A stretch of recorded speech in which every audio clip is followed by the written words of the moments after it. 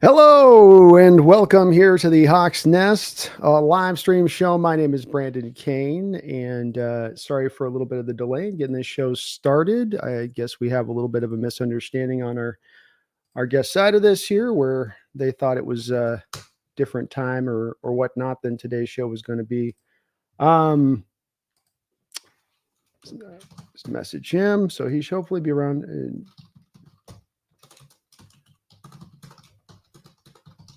All right, there we go. So I hope everyone's having a good night tonight, and we'll just kind of have a little bit of an open discussion here as far as Seahawks talk until hopefully Justin can jump on in here. We don't have anything happening really right now of any Seahawks news. So if you guys got any early questions or whatnot, feel free to lob them my way. We just got through OTAs where, of course, Jackson Smith and Jigba was the essentially star of OTAs out there with the 5 touchdown receptions in one session, according to Corbin Smith alone. So he is out there looking like he's going to potentially take some big leaps forward just in time for my Jackson Smith video video that I dropped in regards to him in our talk about him on the live stream recently. So yeah, we can discuss a little bit of that going on. Everybody seems to be pretty healthy. We got some encouraging news a little bit from Abraham Lucas, and that he seems like he's coming along and getting a little bit better, or that they're just encouraged by the signs they're seeing. I think a big part of this season and the Seattle Seahawks having some success and finding a little bit of wind at their sails is going to be on the back of having a healthy Lucas and Cross out there for the year. And that we did get to see a little bit of that, I think, through the first kind of 10 games of their rookie years before they kind of hit that wall and the knee stuff started to kind of add up, I think, on Lucas in regards to that. But eventually they were, not quite the same. Last year, of course, you had the turf toe with Cross and then Lucas having the knee. But if you get both those two guys healthy this upcoming season, that would be, of course, huge, huge. Not a lot else going on. Just BS with you guys in the chat here for a sec. We will be getting Justin from Mythic AZ YouTube channel on here hopefully shortly. So we'll be going with that. We've got a bunch of shows still lined up here for this next coming week. We'll be sitting down with Jesse Naylor of Last Second Sports, Dan Veens. I got that pronounced right now. So we'll be getting him in the house. Got EJ Snyder in about another week and a half or so. So we're going to continue to get these lined up. We'll get Peo from Los Angeles Rams channel on here as well. Get a perspective of all these content creators out there in this hemisphere that look at these teams as close as anybody, as you guys know with this. And I think can give us some unique perspectives on what's going on. It's good to see you, Swedish. Chad Hart, MJ Daniels. MJ says getting pumped for the season. I am too, man. We are getting close now. Yeah, we are in the darkness of the offseason a little bit here, but we are now in many ways just merely about a month and a half away from everything, finally kicking in and getting into gear here.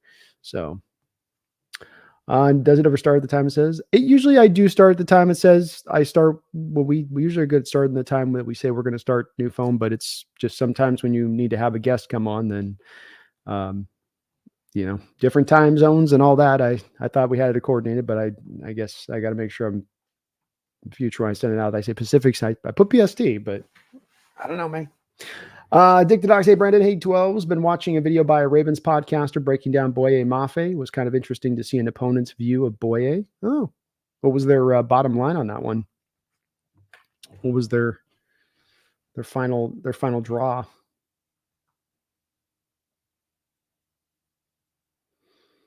Holy Sand Grenades show that Geno cycle I sent you, B. Do that. Let me see here. Where was that? There you go. Boom, boom, boom. Let's see if I can pop it in here. It never downloads it off Twitter quite right. That's the only problem with that one. Doesn't quite get off there the way you need it to. Yeah, it doesn't let me download the image. I have to change the image and do all that to make that work, unfortunately.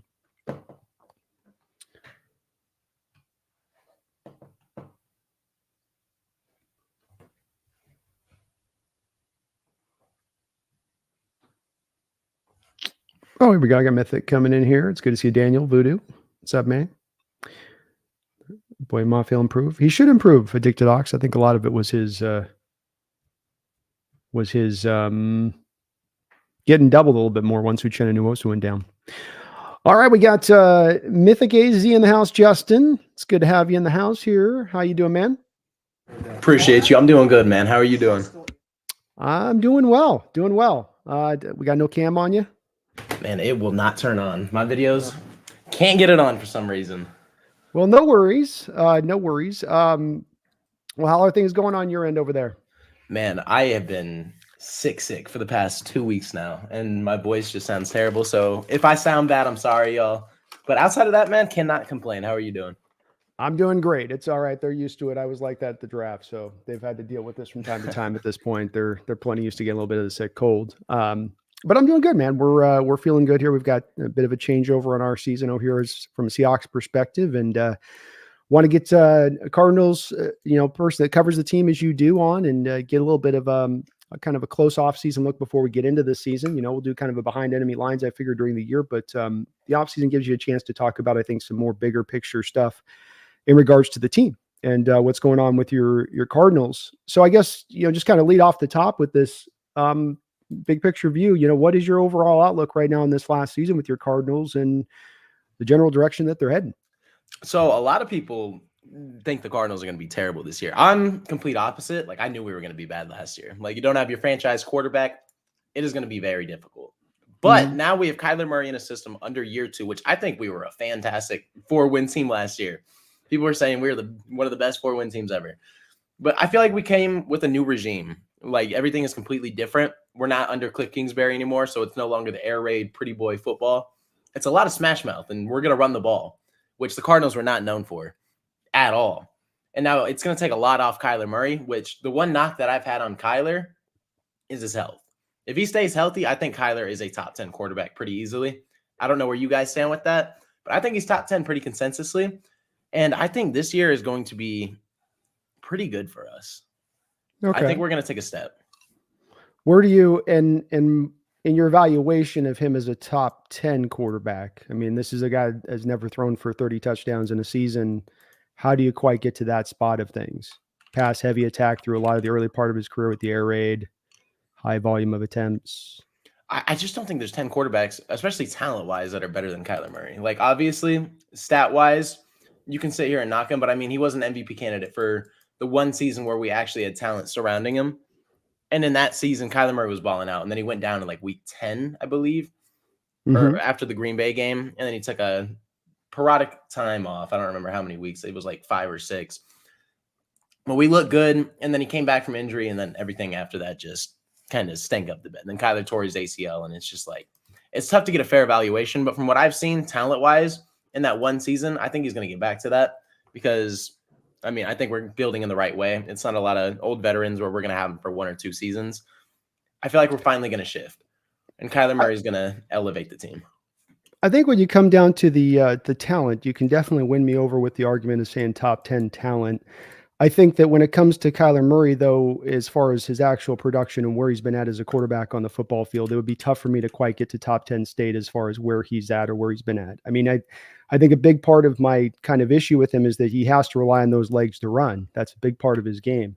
And the issue is when you have to run that much as a quarterback to find your effectiveness, of course, you put yourself that much more at risk for injuries and taking on those hits and getting beat up and getting a torn ACL. The year that he tore the ACL, if I'm not mistaken, he was on track to have his highest amount of carries in his entire career. And that's part of that, extra use that you end up leaning on when you're leaning so heavily to the legs of the quarterback versus him just playing the quarterback position. And I think that he deals with a little bit of stuff that like our Russell Wilson had to deal with here, where there is just points and places from your size perspective that you can't hit to in the middle of the field, especially, that does sometimes reduce down some of your effectiveness as a quarterback. Doesn't mean it can't be effective. And I think he's in the right system now versus the air raid. I think just like I would say with Russell in Pittsburgh, a low volume passing attack will suit him well. But that's where it's just tough for me to quite get to a top 10 state on him. That's fair. Do you have Lamar Jackson top 10? Yes, I do. But I think that that's also because Lamar Jackson has consistently been able to stay upright while being a running style quarterback. Now, Has it been a ticking time bomb where something could hit in and something has hit in like it did 2 years ago where he wasn't quote unquote able to play in the playoffs? I don't think he played in the playoffs because of the fact he wanted a contract and they hadn't paid him yet. But he's been able to get by and do with that. Kyler's been beat up pretty heavily on top of that ACL. It's not just that ACL. There's been other injuries that have come into play as well on top of that. The other thing that I would offer that Lamar's done that Kyler can't do that started to show itself last year with Lamar was that he started to show his ability to play within the pocket, to play on time, to play on script, and to really do, quarterback things, processing in the pocket, going through reads, having a little bit better control pre-snap. These are things I don't quite consistently have seen up until this point with Kyler Murray. See, that's where I agree. Lamar Jackson took that step last year, especially in terms of the pocket. His ability to actually step up and make contested throws or make the throws in the pocket instead of just evading is his first instinct. That's kind of what I noticed with Kyler Murray too. That's kind of why I brought up Lamar Jackson in the first place. I think he's going to take the step just like Lamar did last year. If I'm not mistaken, Lamar Jackson was drafted 18 and then Kyler came the year after. So it's right on par. I mean, development takes time for some people, especially for running style quarterbacks that are used to just evading instantly. So 100%. I think Kyler Murray is going to take that leap because it is under a new regime too. And this is Kyler Murray's first year actually playing under center because dating back to high school, he's been playing shotgun his whole life. So getting used to 3-step drop back in terms of everything else and just footwork in terms of actually playing under center, it's a lot different. But Kyler Murray came in off of a torn ACL playing with that. I feel like he did pretty well. No, he had it. He was solid. And again, I don't want to seem like I'm necessarily painting the picture that he's a bad quarterback or can't play or isn't very talented or could, like you say, I think it's fair points to say he potentially could take that step. My real strong perspective on this one, and a lot of it's even based on 2 years ago being in the stadium down at field level and being able to see what happens when Kyler's back behind the offensive line post snap, what he can and cannot see. And I'm telling you right now, coming down from the field level, in between those tackle boxes, he can't see anything over the top. And when you talk about playing on time and on script, and this is why I referenced it back to Russell Wilson to kind of make sure that I'm showing the colors on this being consistent. This is why Russell Wilson was never able to really operate within a high volume passing attack, is because those short passes, those intermediate passes, those on-time passes, the 3-step drops, they can't see it. It goes back to even an old quote from a Steve Young, who used to be asked about this with Jerry Rice. Steve Young was also a little bit of an undersized quarterback during his time. And they say, Steve, those 6'4" gigantic guys that you have to throw the top of, how do you see Jerry to throw those slants? Because it was all West Coast offense, short passing attack. And he says, I'm throwing it blind. I don't see it.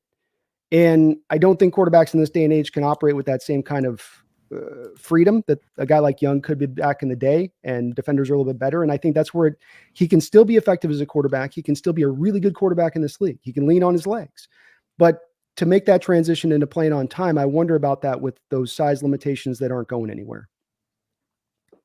That is fair. That's a fair evaluation because not everyone is going to be, the short best quarterbacks in the league. You had Drew Brees, you had Steve Young, who were able to operate pretty well in their pocket with timing. But you've also seen a couple shorter quarterbacks that we have in the league now, like Bryce Young and Kyler Murray. It's tough. These are big boys in the league. You have some offensive linemen who are 6'7".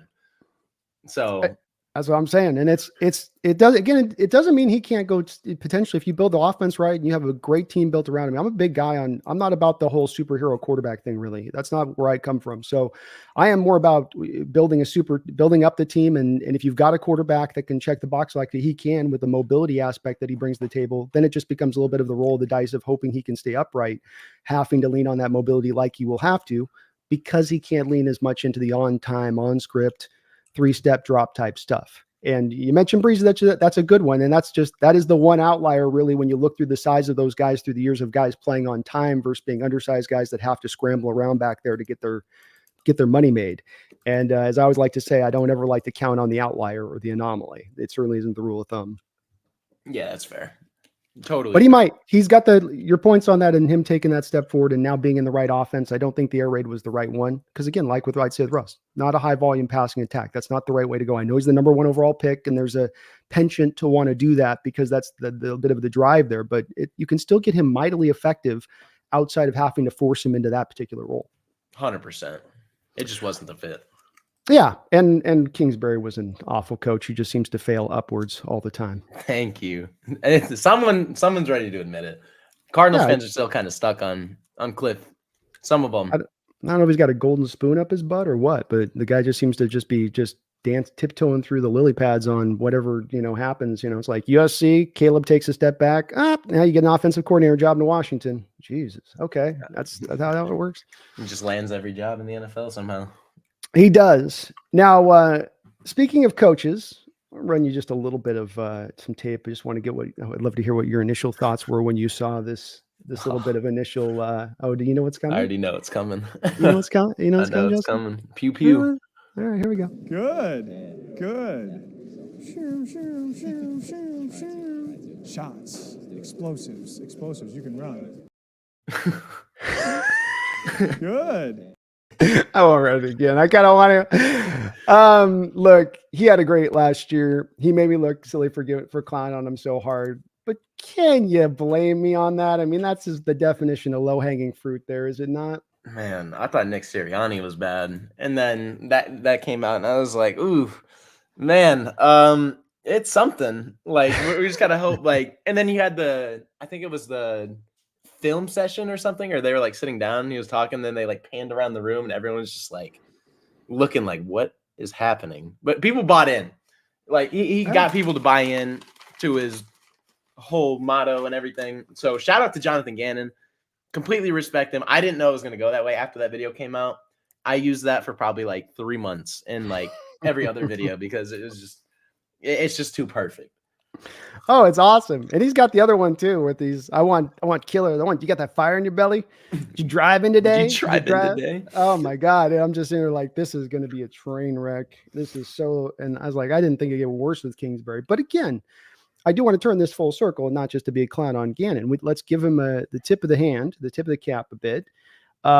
Because he did have, I think this team did play above, even at the 4 wins or whatnot, the team did play above to me what the talent level was at. You guys won 3 of your last 8 games at the end of the season.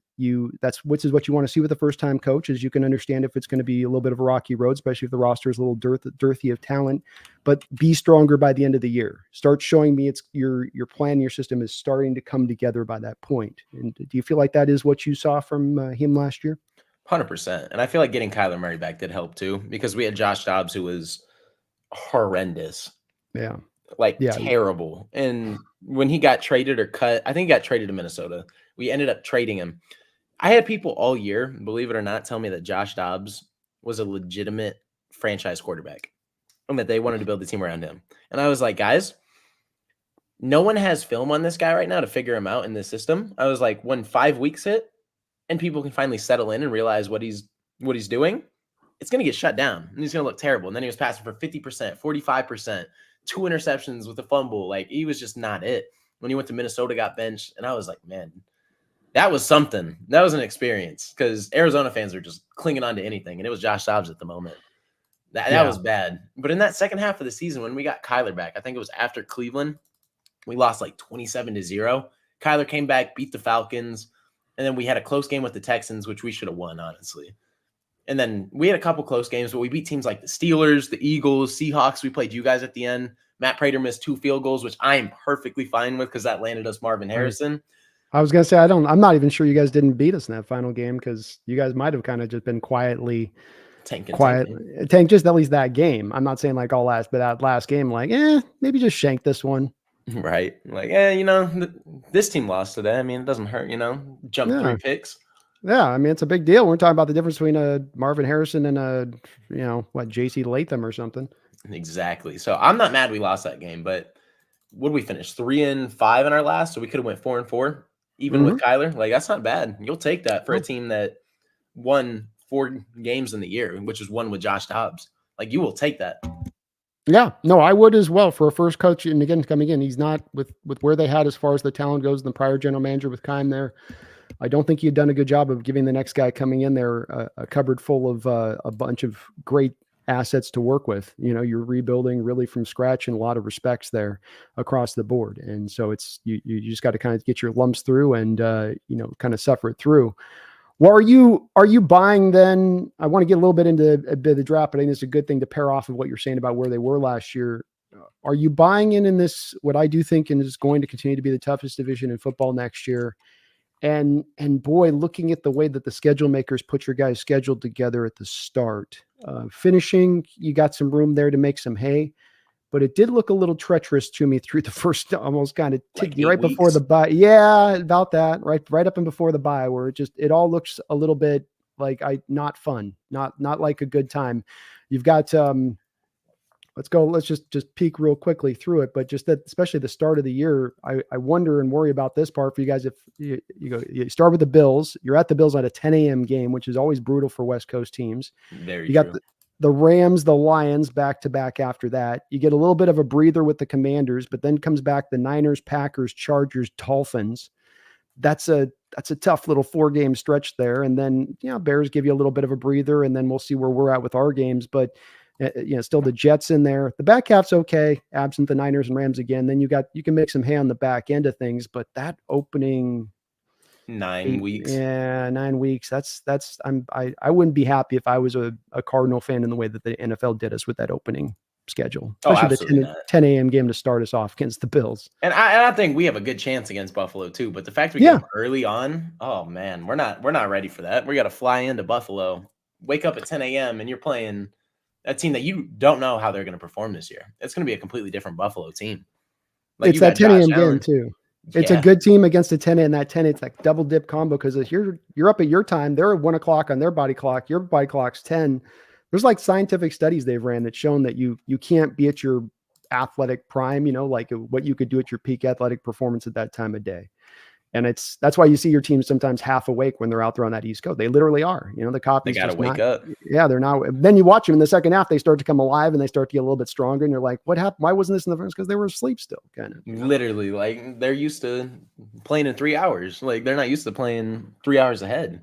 So that is terrible. But the thing that is good about our schedule is we play potentially 4 rookie quarterbacks.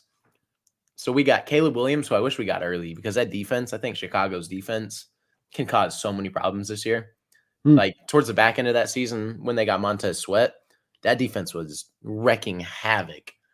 So we have Caleb Williams late, which I don't know how he's going to perform, but that defense is always scary. And then you have Jaden Daniels and the Commanders. If JJ McCarthy starts, which I think is a very toss-up, I think Darnold's going to get the edge, but you never know because it's towards the back end of the season. They might want to see what he has. And then we have Bryce Young, too, who was a rookie last year in that Panthers team.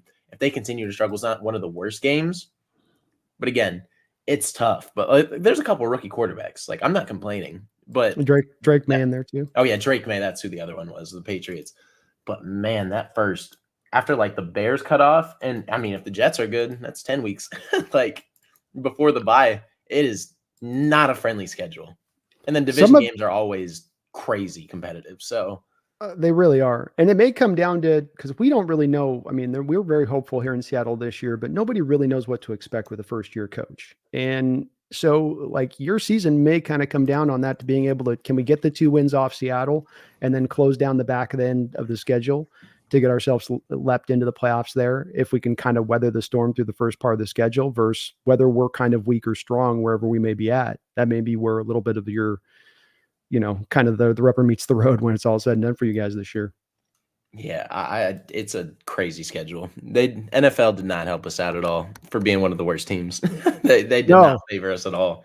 No, we got that last year, man. We had a gauntlet from hell just like that last year in the back half. We had 3 games in 15 days. Jeez. It was just sometimes they get weird with their schedule with certain teams, and you can see it from the outside even at a time like this. Some people like to, we got to wait for it to play out. Like, no, you can sometimes see on the schedule where it's going to get like a little bit unfair feeling. And I think you're going to get into about week 5 and you're going to feel like, really another one? Like, and the Chargers will be playing well, certainly under Harbaugh first year. And it's like, okay, here we go. Like it's all tough all the way through.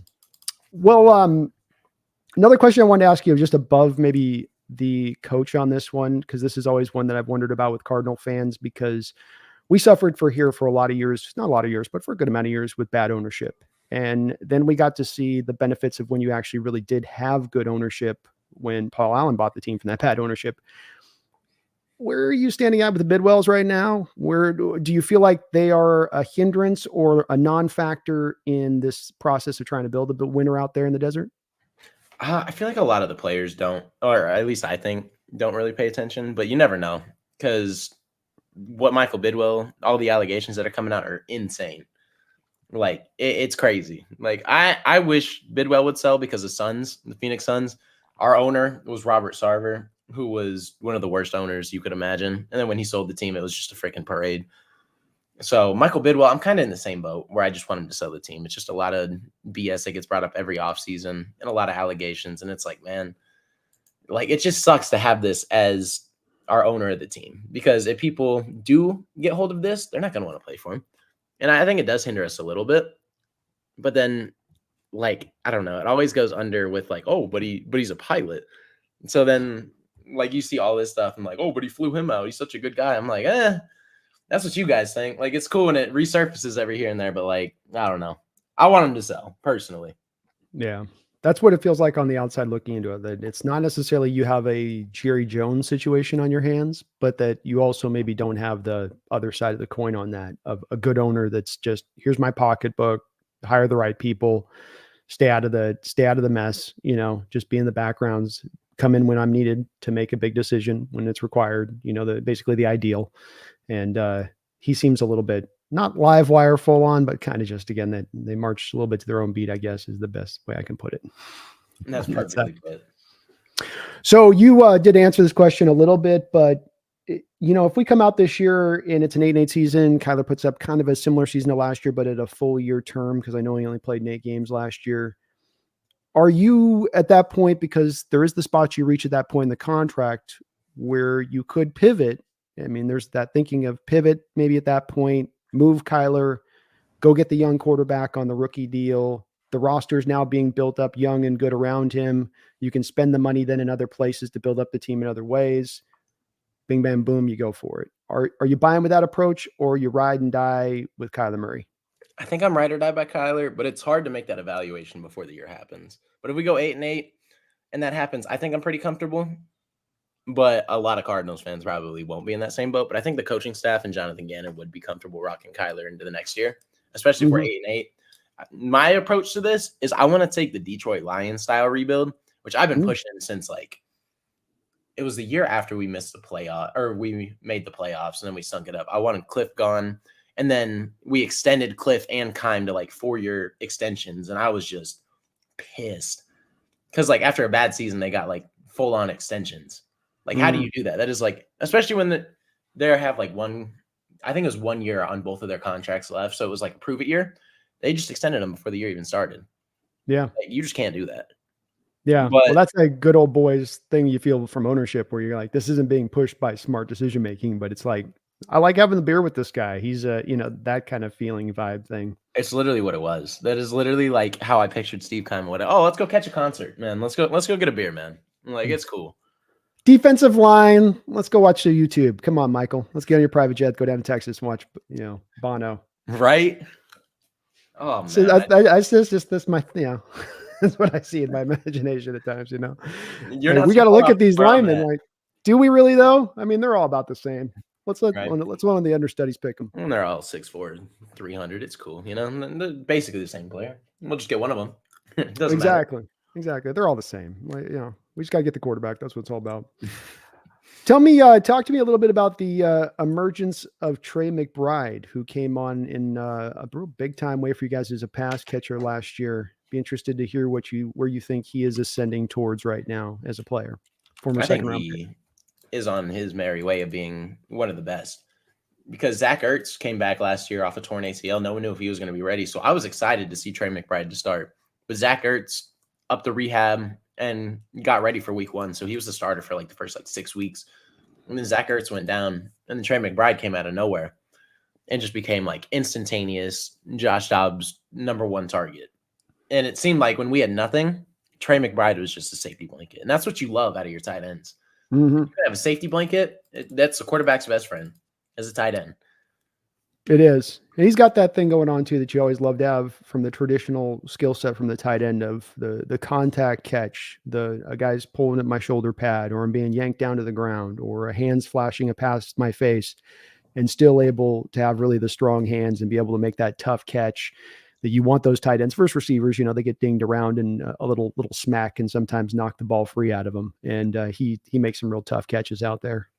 Yeah, he's great with contested catches. He's a willing blocker. He just looks like he's having fun. It's like a lot of George Kittle-esque, but maybe not to that level. But like just the way he plays football, he just goes out, has a good time, and makes plays. That is all you can ask for, is a guy who loves the game and will go out and make plays. And the blocking has emerged with him, because I remember when scouting coming out with him, there was no doubt about the fact that he would be able to be a capable pass catcher in this league. But there was some wonder a little bit about his, sand in the pants and ability to hunker down and handle the blocking duties when he was asked to do that. He definitely took a massive step. He's definitely become a willing blocker, which is nice, because if your tight ends don't block, it's tough to run them in certain situations. Well, I wondered too, because you guys took Tip Ryman this year in the 3rd round. So I was wondering, like, okay, without knowing anything about the situation, has Trey McBride just emerged as this sort of H-back pass catcher type, and what they want to bring Tip in to be the inline guy that can blow guys off the line of scrimmage? I think with that, we're going to run a lot of 2 tight end sets. I don't think we're really shying away from the fact that we want to run the football. I mean, we picked Trey Benson, Marvin Harrison Jr., 6'4", willing blocker at the receiver position. Tip Ryman, who's literally known for blocking. Like, that is like the reason he is so successful, is he's a fantastic blocker. And we've just kind of catered. Isaiah Adams as well, guard from Illinois, I believe. Like, we just have a ton of people who I am so ready to just run the football. James Conner, if he stays healthy, I think is fantastic. It's just, there's a lot of people who kind of like overlook. And I think when they see Kyler Murray, it's like, oh, he's just going to drop back and pass every time. It's going to be a lot of running, 2 tight end sets, bootleg passes, like not the same Cardinals. And I'm ready for it. No. I don't think a lot of people are kind of expecting that. No, I've actually been anticipating though as well. I mean, you're getting those 2 tight ends. You're not thinking you're sick and a guy 3rd round like that just did him on the bench. I think that's absolutely a dead giveaway of the 12 personnel as being a common factor to what you guys are doing. Not to mention the fact that you look at the running back room where you come back and get Trey Benson while you have James Conner. And look, Amari, I can never say his damn name, but Demardo. I got to say maybe the Italian accent to get it out. Maybe that's the key on that one. He was really, to me, when Connor was down last year, your guys' best back. I sometimes couldn't understand why there wasn't more carries being given to him, because he was looking so good at times for you guys. But that's probably, I do like the Benson pick, and we'll go into the draft for you guys here in just a second. But that was the part to me that was a little surprising getting Benson, because I thought that kid was a good player for you last year. He was pretty solid. And we also picked up Michael Carter too from the Jets, who came in here and had some great productive games too. So our running back room went from super underdeveloped, in my opinion, to like 1-year transformation. Like, we have depth, and we need it with James Conner, because he goes down here and there. So that is fantastic. Yeah, especially as he's starting to get older and those carries start to pile up. It's always good to have the reinforcement in there. And I'm a big believer in it. You guys kind of taking the approach that we've taken, where a lot of teams will just go for that one good guy in the back field and then just try to get a bunch of also rans behind him, 5th, 6th, or 7th round guys. You guys have taken the approach with paying Connor and bringing him in, and then also now taking the high pick on Benson to kind of make sure you're reinforcing that position, because it is one that gets beat up, and those guys it's hard for them to stay healthy, even though that we're in this day and age now where they have so many less touches than they did back in the 90s. And that makes sense to me, how that works. Back in the day, you get 350 and those guys roll out every single game like it was no thing. Right. It's crazy. I guess the lack of Toradol probably factors in big on that one. Probably. The fact that they didn't feel anything back then. They could just no, just hit me with the shot. Hit me the shot, Doc. For it. Well, one of our local guys here that's always been a fan favorite here from his UW days, and last year went out, and he was out for half the year for you guys, but came back, still ended up having an all-pro year for you. But he also did have at one point last year, it seemed to have calmed down, a trade request. Where are things standing with Mr. Buda Baker? I think he just wanted to get paid, because as soon as he got extended, nothing was kind of set after that. But I believe he has 1 year on his contract right now. And a lot of people are speculating that this is it for him, which I want Buda Baker to retire a Cardinal personally, because I wanted the same thing with Patrick Peterson, but you saw the trade request and then the PED scandal. Larry Fitzgerald is like the only one who was like notably known for retiring with us. Buda Baker kind of enforces everything that you want in a player. There's Aeneas Williams too, man.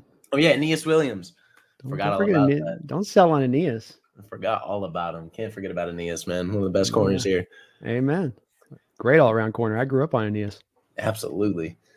Man, I hope we pay him. I think that's what it is. I think it's pay. But I feel like, he got his little contract boost. Hard to complain when you're paid. It's true. I'd love to see him do it too as well, because he's had some injury stuff pop up, but he still remains a really good player when he's out on the field for you guys. And you're not spending a lot of money in a lot of other places at this point, so it's not like really there's a cash strapped aspect to this when you're talking about whether or not to report. But he's still 29 years old, so 2-3 more years, 28, 29. So I don't see where there would be necessarily a bad investment there. And going last year of the contract, this is when you would expect to give a guy like that kind of extension. Yeah, nice little 2-3 year. Yeah, it's hard because man, safeties they're really getting the brunt end of the the defensive running backs. They are, and almost even worse so than running backs. At least running backs this offseason, your Josh Jacobs and a couple of other guys out there got paid. DeAndre Swift, weren't huge money deals, but they get paid versus guys like Justin Simmons that still remains on the open market and can't get a contract. Crazy to me that Justin Simmons is available. Yeah. And so you do wonder about that, but it's almost like the NFL signaling. And the thing I can't make heads or tails about is that the split safety cover 2 shell stuff that you guys run and we're going to run and the rest of the NFL runs, which now requires safeties to do so much more than ever before, you think their value would be increasing and upping, not going backwards down the other way like it is. When you need them the most, especially. Yeah. It's crazy. Need them most. Need them to do a variety of different skill sets than you ever do. I need my free safety to do strong safety, free safety stuff. But it doesn't seem to be ringing that bell for whatever reason. We'll see. Maybe with time, some of these like offensive linemen are starting to get $20 million a year on the interior. So maybe their time's coming yet. Maybe they are due.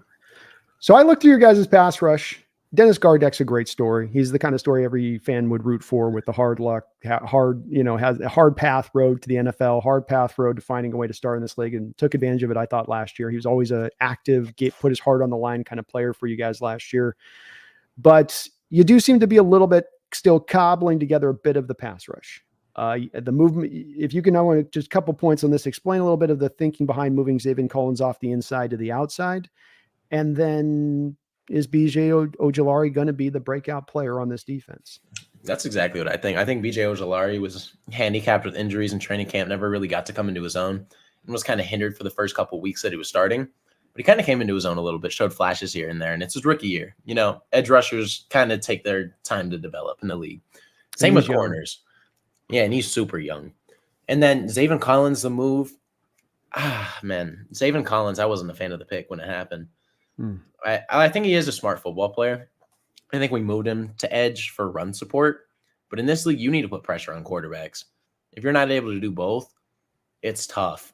And if BJ Ojulari, let's just say, struggles a little bit, and he's just like the key factor on the defensive line, and we have no threat on the opposite side, it's going to be tough, man. It's just going to get attacked.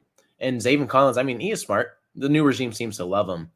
But I don't know. We declined his 5th-year option. They said they would like to have him back, but I just don't think he's a fit. I really don't think he's a fit. He's just kind of like the odd man out that stands out on the defense. Like, I look at the roster, and I'm like, I like a lot of these guys, and then there's Zaven Collins. He just stands out like a sore thumb. Yeah, I couldn't think of recently a time in my life where a guy's been moved from middle linebacker to edge. I cannot remember a transition like that occurring in recent years. And so just when that happened, you went, ooh, I wasn't like the 15th overall pick. And boy, that one really kind of hit you guys in the brunt, because between Zaven and then Simmons, you just didn't get the development from either of those two guys, which was in dire order for that defense at the time. And I couldn't quite figure out with Simmons if it was that he was a bust or you guys just didn't ever figure out how to use him right. I couldn't quite, I didn't have enough of an inside view on it with that. A lot of people, and I kind of saw it on the field as well, it is a lot of work ethic and just like laziness and just like half-aing everything. But like Isaiah Simmons, like, I don't know if he didn't put the effort in or whatever, but the new regime, as soon as they saw him on the field, were quick to get rid of him. 7th round pick. So if they really thought he was something, they would have kept him around. But like, the new regime came with a no ego, no player above the team mentality.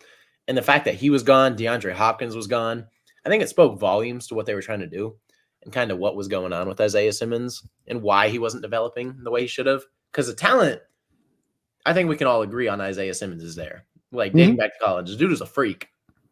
It's just he'd never put it together in the NFL. I don't know if it's because he didn't put the work in, he wasn't studying film, or he just didn't care enough, because that's the case for a lot of people. I mean, you sign that contract, the rookie contract, it's millions of dollars.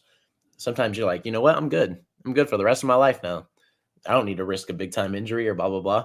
Some people don't love the game. And I don't know. I can't speak for him because I don't necessarily know him. But that's kind of what I'm getting. The vibes I'm getting from Isaiah Simmons, he just didn't love the game.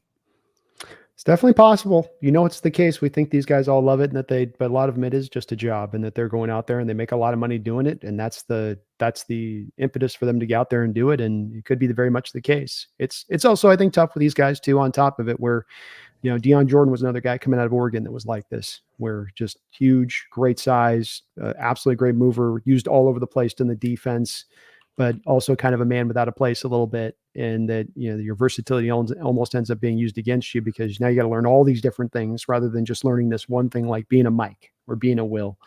And I'm not saying that that's where it is with him. I'll take your word on the work ethic. That may be where the case, but interesting case study there a little bit too, in drafting those type of guys that are these quote unquote weapon type players without a position, and maybe wait a little bit longer on those ones versus first round, because you got to do a lot to make them work, I think. Yeah. And then if they don't have the work ethic, it really makes it hard.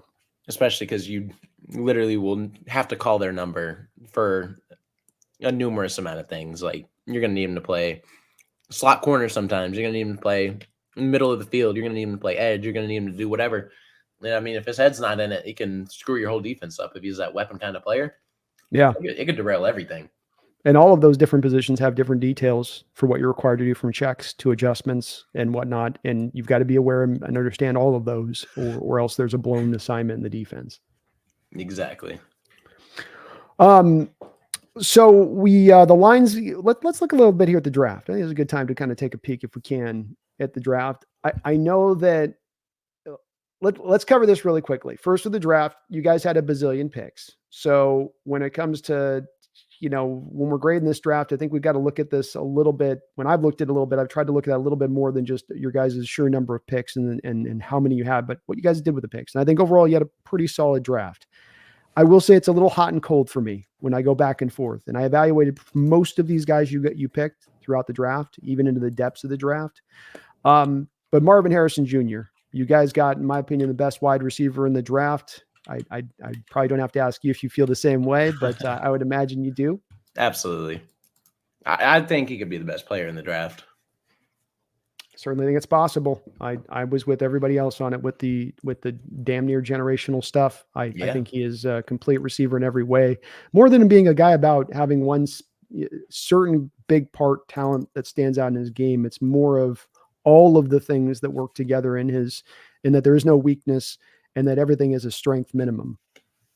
100%. Yeah. So I don't have to ask, there wasn't another player there you would have wanted to go with? No.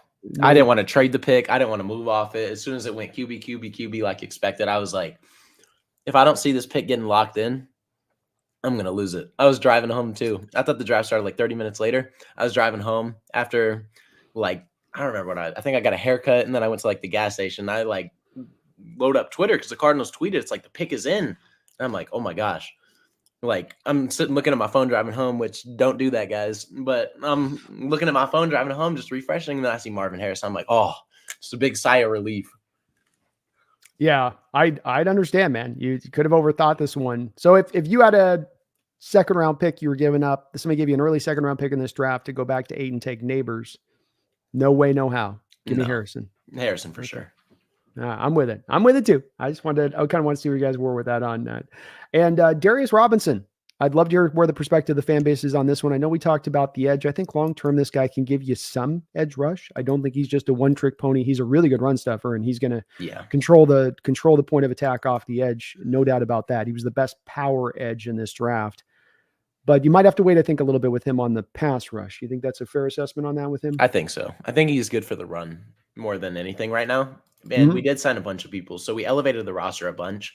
So our D-line was terrible. We couldn't stop anybody when it came to the run. We signed Justin Jones in free agency, Bilal Nichols, who I think are massive upgrades over what we had last year. And that's not saying much. We just raised the floor. And then Darius Robinson can play edge, but I want to see him more at nose. Obviously, there is that versatility. So if you need to swing him out, you can.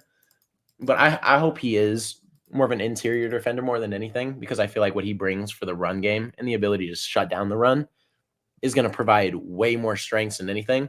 I mean, if you can get a nose tackle who develops pass rushing skills. Wait, Darius Robinson's an edge. He's hybrid. He plays both. Okay, so you're thinking like 3 tech, like he goes from Yeah. you're not thinking like nose tackle. He goes No, into no, like no. 1 tech. Okay. Yeah. Okay. Yeah, that makes So sense. that's what I'm hoping we can get out of Darius Robinson. I'll do sort of the early down outside defender, late, passing down turns into the 3 tech, Absolutely. bit of that inside outside bounce, which I liked him a lot in this draft. He was a guy we were looking at potentially targeting, just wasn't the right space at 16, but certainly I Just a think that little was the too right high. spot. A little bit too high, but he was a first round guy in my opinion. So you guys did take him in the right spot. First 2 picks, I like both of it with you guys. I agree. The Max Melton one, I know he's hyper athletic, fast as hell. But he's very raw, and there's a lot of rough edges to Max Yes. Melton. And I don't know if those rough edges are going to get rounded out. That's part of that. There's a lot of good corners in this draft, and was there one that's as athletic and nimbly pimbly as Max Melton? No, but at the same point in time, that one's going to take, I think, a little bit of time, especially taking that early second round. That was a bit of a dipper, or a bit of a reacher for me. I don't think it's a reacher, but like the fact we traded back the pick, I mean, there were so many corners ahead that we could have taken, which is a tough part because we did trade back. So if Max Melton doesn't pan out, we're always going to see the corners taken above us. Like Kool-Aid McKinstry, Cooper DeJean, like we had a bunch of corners that we had the ability to take, but we traded back like 14 spots and just kind of let other teams coast with it. So Max Melton definitely has some room to improve. He has to kind of figure it out. He has to come into his own. Yeah, the difference between him and Kool-Aid, I would have much rather had that one if I had. I wanted to trade up for Terry and Arnold so bad. I think he's so nasty. That would have been another one that would have been understandable, or just if you're going to get into this lane, I would have just double dipped it in the 3rd round for the corner there, and done tight end or whatever, if you need to, wherever you want to go with that other 2nd round pick, because that would have been where the value was in this draft. It was the 2nd deepest position in this draft outside of receiver. So, when you're taking 2 of your first 3 picks are at the 2 deepest positions in an NFL draft, it's like, right. Harrison one, I'm with the Harrison one, I completely in, but that's the problematic part I have with that corner pick on that one. Trey Benson, what do you think about my comp for him of being my comp for him was 92% of Todd Gurley? Ooh, I don't hate that. I really don't. I think he's a perfect successor for James Conner. Just a back who will literally be able to do everything and will run you over. And there's nothing you can do about it. Just freak athlete, freak of nature. I love the Todd Gurley. 92% is hilarious because that is like the perfect comp, like 88 to 92% of Todd Gurley. Like that is literally the perfect comp I think you can get for him. He's got the exact same running gait too, does he not? With that glide and the exact same one, style, just like but the still majestic the power gliding, but then still the power he'll also dip down the shoulder and run you over. Yeah. I liked him a lot. I think at the end of the day, I can't remember on my exact rankings on this, but he might have been my favorite running back in this draft was Benson. I think I got to go back and look it through, but I liked him quite a bit coming this draft. So again, it's the hot and cold thing with your guys' pick. Love your picks or I hate your picks. I'm right there with you. I think Benson's the best back in this draft over Jonathan Brooks because he has injury concerns too. He tore his ACL? Yeah, I think he's got the ACL tear, and I think with Brooks, it's that whole he's 21 years old, so there's some of this, or just turning 21, or he's going to have all this extra. They do some of that advanced math with those guys who are that young to say, well, I think guys did a little bit with BJ Ojolari last year. Yeah, you took him a little bit maybe higher, but you thought you're doing a little advanced math going when they're that young. There's so much more extra ceiling room for that upside to be there in them. First, the guy that's 23, 24, that more finished product kind of stuff. But I'm into their own.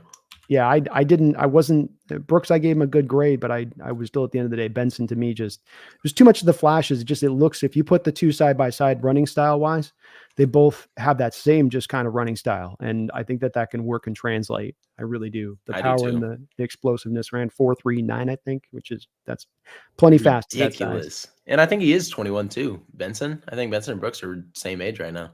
Which he might be. I can't remember I couldn't remember on that with Benson. That makes sense. That does track. He's right around there. If he's not 21, he's 22 then. Yeah, Benson's 21, July 23rd, 2002. So he's going to turn 22 in a month. Yeah. And also missing that torn ACL that Gurley had coming out of Georgia. So maybe he'll be able to welder in both those two guys. Got a couple of things I want to just acknowledge here. Sanchez, thank you for 19 months as a Hawks Nest member here. Thank you for that. He says, I'll never get over Arizona drafting Josh Rosen. How'd you all feel about that at the time? That's something I could not buy into. I tried to put on a facade, like, you know what? It's cool, I guess. But like, man, the fact we traded up for Josh Rosen too just has me hurting even more. And then bailed off with him within a year, right? It was like In a year, this was wrong. Just like that's not the right thing. We'll go take Kyler Murray. Like, man. And then we cut Tyrann Mathieu, picked up Sam Bradford that same offseason. Oh, Just that's the thing is at least you got out of Keim. Keim was such a bad GM, just overall. Not bad GM. He was almost like he was like patently mediocre, where it's like he'll get you the good, but then he's gonna get you just this other one on the other side for whatever good he does. yeah. And it's gonna be like obviously bad. Not in like, well, you can see why on paper this works and there's some intelligence behind it, but that you flat come back around and go, wait, that's just not smart on any This guy's level. 33. Why are we giving up a 3rd round pick or something stupid? Like, it makes no sense. When it comes to trading, I'll give Steve Keim all the props in the world. He pulled off crazy trades. He got us DeAndre Hopkins for David Johnson, a 2nd round pick. That was a great pick. Yeah. Absolutely fleeced. He got us Carson Palmer from the Raiders, which I think is more Bruce Arians over anything. Bruce Arians wanting Carson Palmer there, and it got done. But I digress. We still got him. And then we landed Chandler Jones from the Patriots for, I believe, a 2nd round pick. Like, incredible trade value. But when it came to the draft, dating back to like 2011, we haven't hit on like 2 picks in a draft since 2011. Like, it's crazy. Like, the new regime literally gutted every roster pick from the last like 3 years that we had. Last year, like, they just cut trade. They're gone. Like, it's crazy. And Zaven Collins and Kyler Murray, I think, are like the only 2 like remaining. It's the single factor you can see holding this team back, and what they've done is just the amount of misses that have come along. But this is the good part with it, as I always say, it's not bad getting things wrong. Argo organization's got stuff wrong. It's that you want to see in your ownership and the organization as a whole, the willingness to fix the mistakes, correct what did go wrong. And, I mean, I will say at least the Cardinals, there is a sense of activity from them in what you've seen from with the Gannon move, the new front office. And not even in that Rosen move. I mean, at least did you feel good then about them coming back to Kyler at that point? Or were you just like, let's ride with Rosen? Were you building the let's ride with Rosen t-shirts and selling them on the channel during the? Oh, absolutely not. I was ready to take Kyler Murray. I wasn't doing YouTube back then. I started 2021, but in the moment I was ready to ship that off. I was like, Kyler Murray's got to be the pick. I mean, we landed the number 1. You just got to do it. You got to do it. Yeah. I just had to talk with a former Seahawks general manager a couple of days ago, asking about this. And he said, if he said, I'd take a quarterback every year if given the opportunity. The thing that he said is the key is that you have to be really sold on the QB. It's not just a matter of, well, we're in the spot to grab him, but you've got to have the absolute belief in your heart that this is the guy on top of it. And he said to me that a lot of NFL organizations versus what the fans think about these quarterbacks don't have as much buy-in on the QBs coming out. If there's 6 guys in this last draft that win the first round, the average NFL team might have liked 2 of those guys, according to his perspective on that. That's fair. I mean, not everyone's high on the quarterbacks coming out. Like this year, I feel like there's solid quarterbacks. I feel like a lot of people got to come into their own. But there's a lot of growth for every quarterback, I think, that was taken in the first round this year. Every single one of them. Yeah.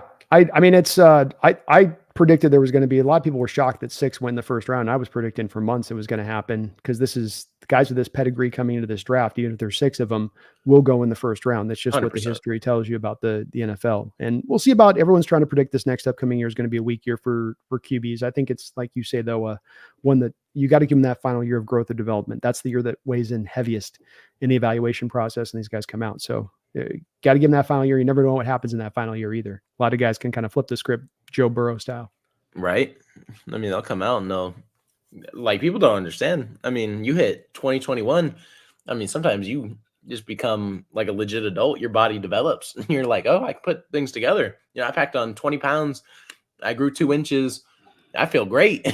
Like, I'm able to manipulate everything way better than I was. Like, sometimes the game just comes to them. It slows down for them. That's right. Well, that's the place fans sometimes don't have a lot of want or willingness to be open to, is the allowing things to develop and give it its time. Like, everybody wants things to be kind of good out the box and stuff. Actually give it some time to develop, especially young guys coming out of college, because they will get better. Do you agree with the giving up on quarterbacks too early nowadays? People give up way too early.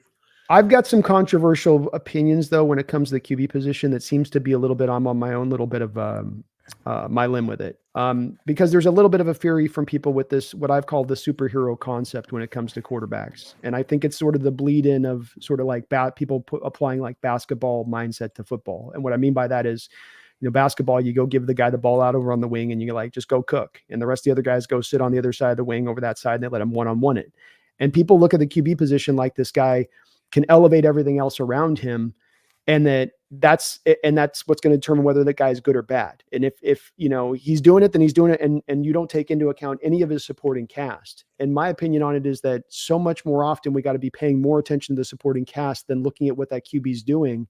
Kind of flip it, right? Go the opposite direction in the evaluation outlook, because it's really what ends up impacting the QB position more than them being a superhero. But I think 100%. people tend to look at it like a superhero thing. And it bothers the hell out of me because we're having a hard time here in Seattle with Geno Smith and the evaluation of him. And, Geno here, I understand, has people that have their opinion of Geno and it's put in a certain way, and that's hard to change people's opinion on that. But there are so many factors that he's had over the last 2 years to not work in his favor. And yet it just kind of comes down to people expecting this guy would have supposed to have like fly on high to overcome it. And I'm not a believer in that. I really don't like it, because the more film I dive in to watch, the more that I learn about the fact it is the supporting cast. And man, just 10 years ago, Justin, we went to a Super Bowl back-to-back years. We didn't do it with Russell Wilson at the height of his powers. He eventually became a top 5 quarterback. But when we went to the Super Bowls, he was a guy more in a game manager role with hyper mobility. And that was and by the savings of the money on that QB, we were able to build kind of a super team. And I know everybody goes, it was the historic defense. Was it? Was it the historic defense plus Marshawn Lynch plus great Doug special Baldwin, teams? Tyler Lockett. Yeah. To me, it short sells it just to say it was just the defense. And then people like to say that because then they say that we can't replicate it because it was a legendary defense and you don't replicate it. But I say that, yeah, that was a part of the puzzle, but we can build that kind of puzzle again. It just won't be balanced in the same way. And I think you guys can build the pie. I think anybody can, but I think that's where there's room right now in the modern NFL for a team to take advantage of this, because there's such a stifled thinking of quarterback. And I agree, it's heavily weighted and it's something that shouldn't be ignored. But I think that it does get a little bit to the point where you go over the line on it, right? Where it starts to become too much of the load versus building up the rest of the team. I see that, because that Seattle team, people like fail to recognize like that defense is insanely legendary. You guys had Russell Wilson in the beginning on a rookie contract. He was super young. We're able to build the team, I believe. Or Russell Wilson was just super young in general. And he was game manager at that point. It wasn't Russell Wilson hero ball or Russell Wilson breaking the pocket, running back 15 yards and making a play. This is Russell Wilson game manager. Like the defense, everybody around him, like that team was constructed perfectly, in my opinion, offensively and defensively. I feel like that offense doesn't get credited as much as they should. Like Doug Baldwin, I think, is one of the most underrated receivers that we have seen in this generation. And Tyler Lockett, both of them. Because as a Cardinals fan, I watched both of them tear us apart. And Tyler Lockett refuses to run after the catch too, protects his body. And he still dogs us every freaking game. It's crazy. It's like a free 100 every game. Like that team is insane. It is. And I think Lockett's good. And Lockett wasn't there during the Super Bowl runs, but I think that Russell was a really good quarterback for what you asked him to do, but you can fit a QB, I think, into that pocket and say, here's what we need you to do. Build the rest of the team around that guy and go find Super Bowl success. And Tom Brady and Patrick Mahomes have, I think, skewed this a little bit for people in their minds a bit. And Aaron Rodgers playing with no talent. Like all these people. Exactly. I mean, there's a lot of building up into that. So but this is where I'm very much on this spot of it, where I say that a team can get there other ways. It's more about look at this from a historical NFL perspective more than it is look at what's happened the last 10 years and use that as the only baseline. So I'm a little bit different on this one with the QB. I think look at like Justin Fields, Chicago just goes, let's go get Justin Fields. Well, do we have the supporting cast? Do we have the offensive line? Do we have a defense? Do we have good coaching? Details. Just go get Justin Fields. Let's trade up 20-12. Let's go get him now. First round. They get him. You don't put him behind a good supporting cast. I'm not saying Justin Fields is good, but I am saying that it gets hard to evaluate him when all those other parts are bad. And then people will say about Justin, he sucks. He's horrible. Well, who would have excelled in that environment? What quarterback in this NFL would have gone to that Chicago team with all that was not working well and would have found success? It's tough. I'm not the biggest Justin Fields believer, even coming out of college. So seeing what happened in the NFL doesn't surprise me. But I mean, Chicago was QB hell. I don't think anyone would have wanted to play there. There was nothing there for the first 3 years of Justin Fields' career. Like you just started to get something with DJ Moore. And I mean, I don't think Justin Fields looked good, but like the best he's looked. And then here we go, Caleb Williams, first year, and he has DeAndre Swift, Keenan Allen, Roma Dunze, DJ Moore, Cole Kmet, better offensive line, like just And a defense. and a fantastic defense that I think could be top 5 this year. Like just set up perfectly. Like Justin Fields wasn't handed that. It's a lot of situation. Sometimes you're not granted that.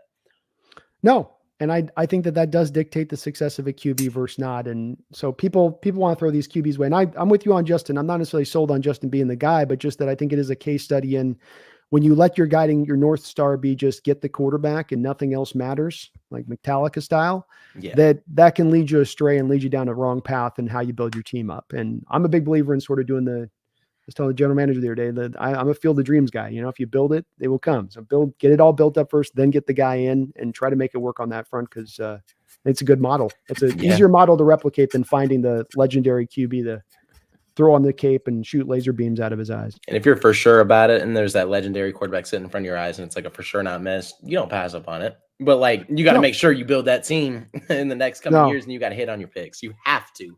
That's what I was glad about the GM telling me that when I was asking him, because I said, well, this is that he didn't just say you take one every year. He said you take one, but you have to have the conviction in your heart to take them. And then he paired that by saying that most of the NFL teams don't have that much conviction about these individual quarterbacks. And that's the part when, okay, that makes sense. Like he said, this guy had been a general manager of the Hawks and for the Saints and for the Dolphins. And he said, with this said, I never took a quarterback in the first round. So even as he said that, it's like he was a man that was to his principles on that, where it's like, you don't take unless you really have that conviction. And not all the guys, they're few and far between. As he said, there's like 10 guys walking the earth, basically. Beyond Balance, thank you for the $5 donation. He says, hot take, 49ers get 4th in the NFC West. They lost too many defensive starters and have Super Bowl hangover. Hear me now. Quote me later. Go Hawks. Are you buying that? You buying Niners in 4th place, Justin? I can't buy that. I can't do it. I think Niners are absolute minimum 9-win team. Absolute minimum. That is like the absolute minimum. I can see them 10 plus easily. San Francisco still has too much talent. If they traded Deebo Samuel for a future 2nd round pick, would you still feel the same? I would. I think Deebo Samuel's cool as a player, but it's just, I don't know. I feel like you can get production from other people. They would took Ricky Parcell. Is that his name? Mm-hmm. Yeah, I don't feel like they're sweating it at all. Like if anything comes with I think they need to keep Brandon Ayuk because as a pure receiver, he's their best one on the team. I think Deebo Samuel's cool what he brings to the game, but I don't feel like you necessarily need him to win. Yeah, I'm with you as well as with the injury concerns with Deebo. He seems like he's beat up every year and just can't quite stay healthy. I do think that this is a little bit of what I've called the canary in the coal mine for the Niners, where they are starting to race towards the cap situation where the costs start to be exorbitant, guys start to get to retire, dead money starts to hit into place. I think this is still their last year to kind of go through and really be at the full allotment of their strength. But I think they have $38 million of dead money into next year as it stands. They're going to have the Brock Purdy contract they're going to have to sign after next offseason. In addition to that dead money, they're sitting on the books already. And then Ayuk's going to want to be paid $30 million a year. As well as I would expect by next year, probably Trent Williams retires, which is more dead money on the books at that point. So I do think this is a one final year off for the Niners, but they are still very strong to me, and it's going to take injuries for me to end up in 4th place, I think. 100%. I will say, to be on Balance's point, though, on this, we do have that Super Bowl hangover like he talks about, which tends to be pretty lock solid on most teams. We're coming off that Super Bowl loss. They pitter away that next year, they kind of lose a little bit of that spirit, lose a little bit of that juice, but it's just such a talented team. It's the NFL though. You never know. I mean, they did Dre Greenlaw tore his Achilles. I mean, the receivers in that room were thrown in trade rumors all offseason long. Brandon Ayuk after the Super Bowl, it seemed like he wanted gone or paid. Like, it just seems like a lot is flaring up, and you got 1 or 2 years. 2 years is like the absolute max, but I agree. I think this is it. I think this is the year where everything is going to blow over in terms of cap. Like, you're not going to be able to retain everybody. It's not going to be the same team after this year. If everyone can buy in, this is it. Like, you guys have one more chance. But I don't know. It seems like there's a lot of egos and a lot of people wanting money, which is rightfully so. Like, I would want to get paid as well. But, like, it just seems like a lot of, I need this right now. And I don't have this to give you. Like, they can't really pay Brandon Ayuk right now. They've kind of pushed all the contracts back as much as they could. And now they're stuck with all this talent with no money to pay anybody. And everyone wants to get paid. And they're going to have to pay their quarterback. That's tough. Yeah.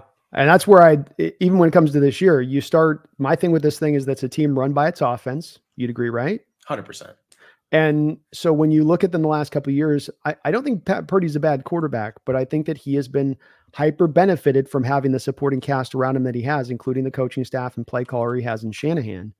And I think that if you start to take too many of those parts away, as we've seen the rare times it's happened with Purdy since he's taken over as a starter, that's a different Niner offense when that becomes the case. And McCaffrey's been able to stay pretty healthy there, but man, that guy's has a lot of carries on that body going back to Stanford.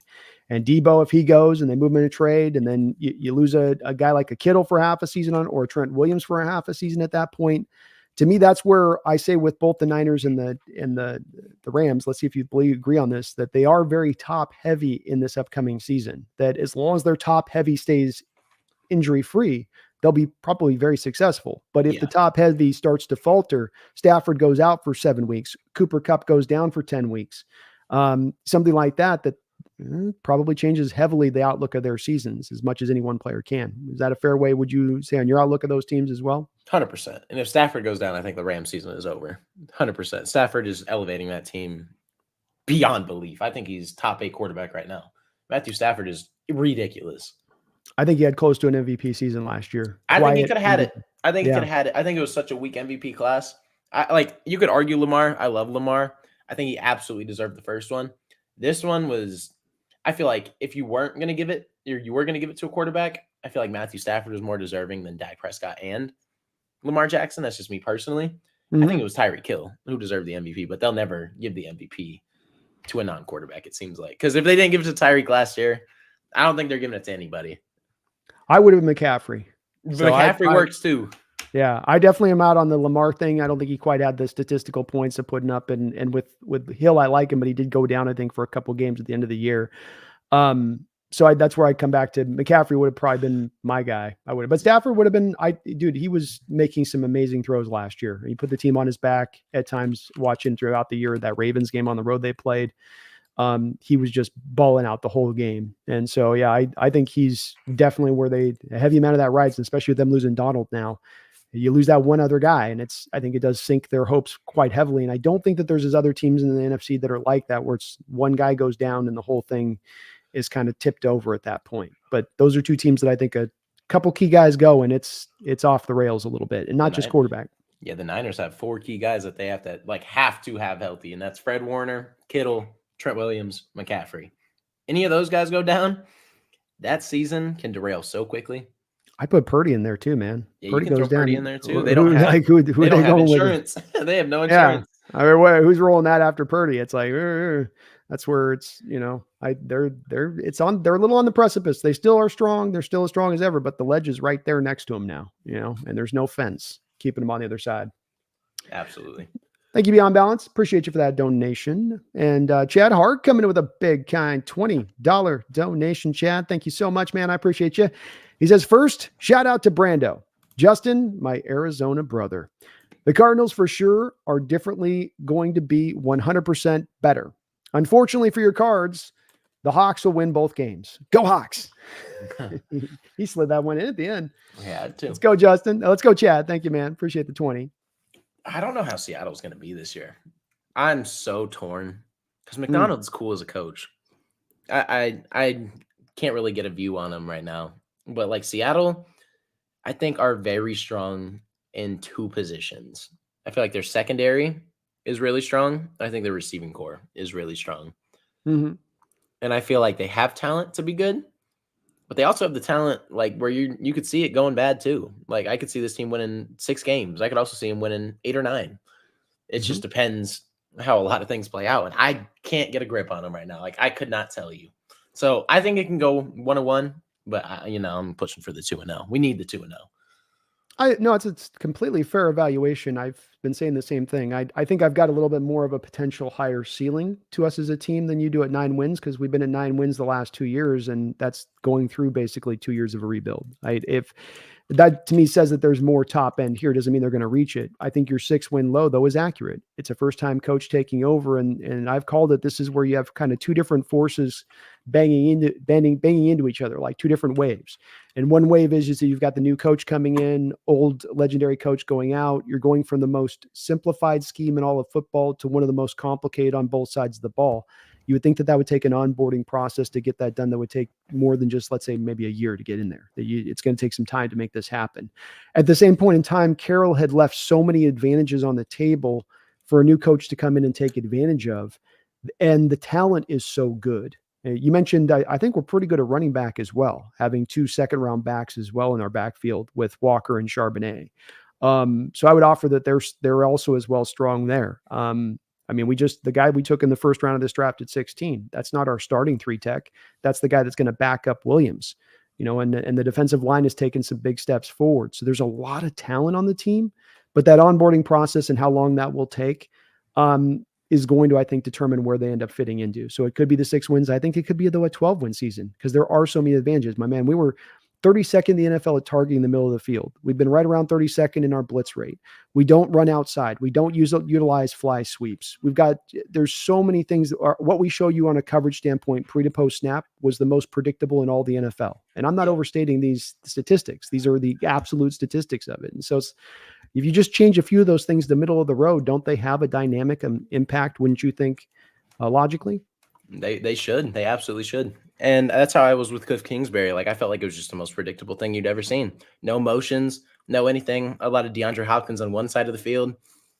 I mean, there's not much you can do. I mean, you're in shotgun the entire game too. Like, people pick up on formations, stances. Like, anything can be a dead giveaway in the NFL. And I feel like we were predictable.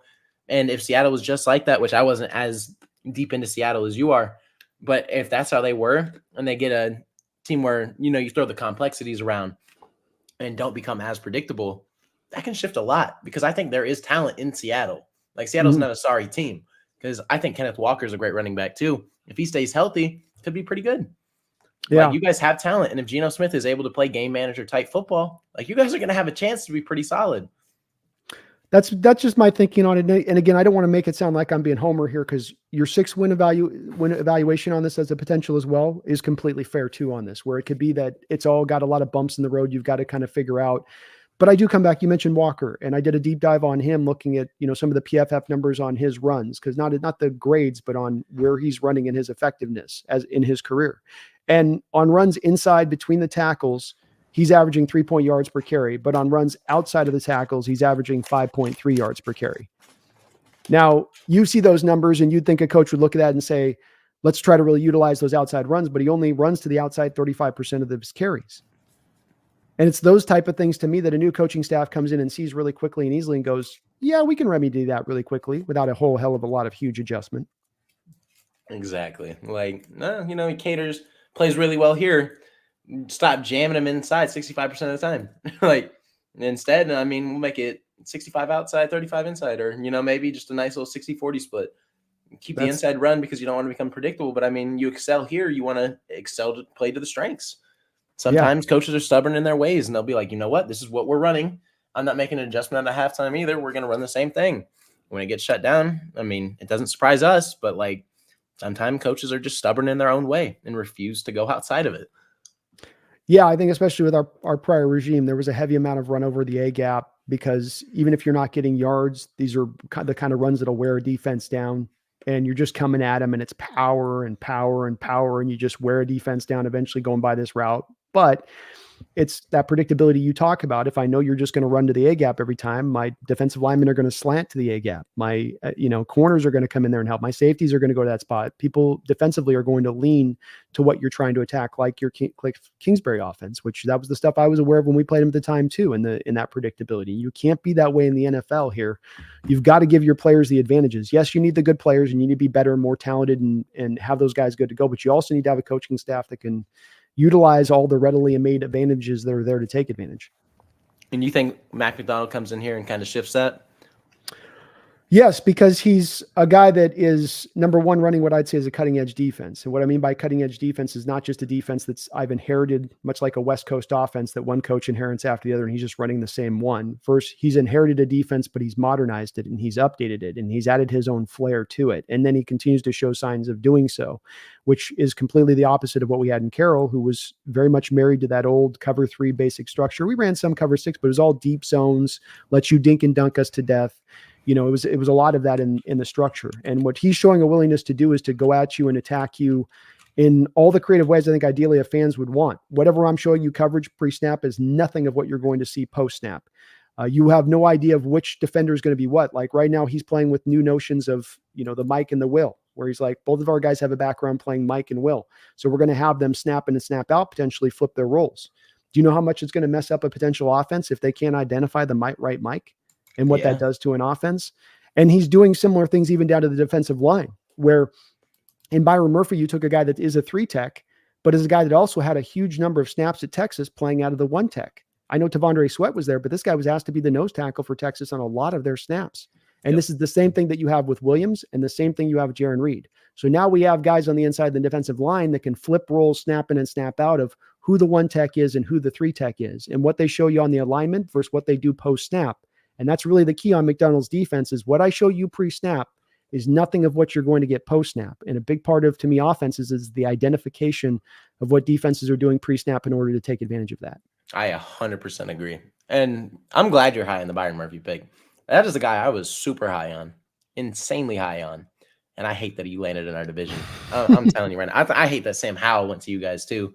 I think there's so much upside there too. Oh, man.